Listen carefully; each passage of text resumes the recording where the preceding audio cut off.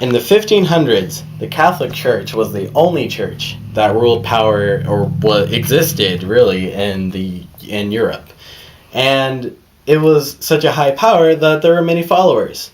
Now, in the 1500s as well, a movement called the Protestant Reformation occurred. And this Reformation started because the people that followed the church started noticing how very corrupt the church was becoming. Now, the leader of this Reformation, however, was a man by the name of Martin Luther. He was one who outspoke above everybody when nobody else wanted to. Among the problems that they saw with the church becoming corrupt was that they became kind of secular and started grubbing for money. Ways that they found to funds from the people was things such as indulgences and marriage, baptism, and many other things.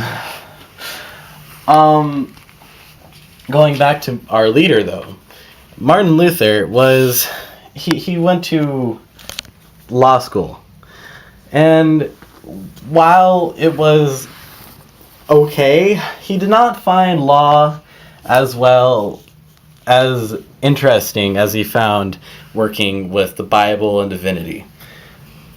What truly made his decision to switch over, however, was one day he was walking along when thunder struck right next to him. And out of fear, he started praying. He prayed and prayed to God, hoping for protection, and what do you know? He came out alive. So from that point on, he did move on to become a monk. While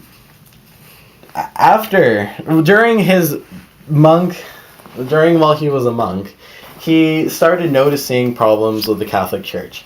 And what happened was that the church started pushing over some of the more spiritual and the practices of faith, and stated that, what you guys can do? You can basically get a free ticket to heaven.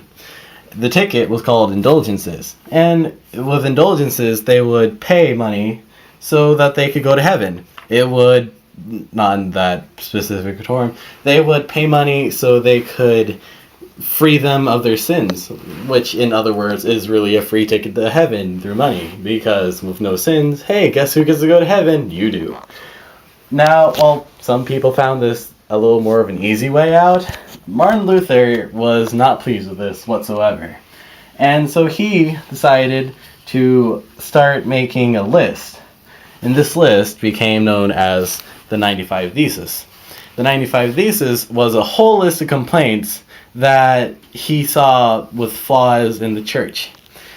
What he did with this, however, is that he walked over and he decided to just slam the thesis on the front door of the church. And when this happened, lots of people started talking all around about it. Like, did you hear about that?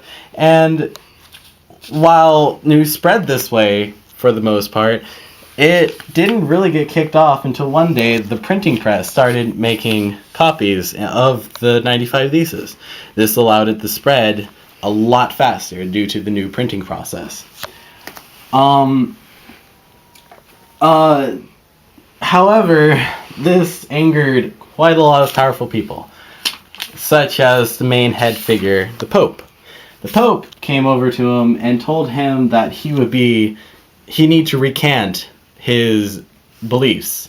He said, you need to keep it on down low, stop what you're doing, this is wrong. But Martin Luther, no, he just kind of kicked him out the way and said, no, I think I'll keep doing what I want to do. And this brought matters into bigger hands. So Charles V decided to confront him. And he invited him to a meeting at Worms, Germany. And there, at that meeting, he decided to tell him that he proposed that he recant his beliefs one more time. Once again, Martin Luther refused. And with that being said, he decided that he would be excommunicated from the church. He would no longer be allowed to go to church. He was no longer part of the church. And Martin Luther was fine with that. In fact, he ended up making his own religion. In this religion, he stated that you would reach heaven by faith alone. You would not need to pay your indulgences, and you would not need to pay away your sins. By faith, you will be able to find your way to heaven. In this, it also stated that he believes the Bible should be interpreted by yourself. So, what he decided was the Bible should be put in the vernacular, the everyday common language. At the time, the Bible was only in Latin, and that was an elitist language. That was for the wealthy, and not for all the little poor people that were suffering and had to listen to the priest all day long and hoping that what he was saying was really the truth.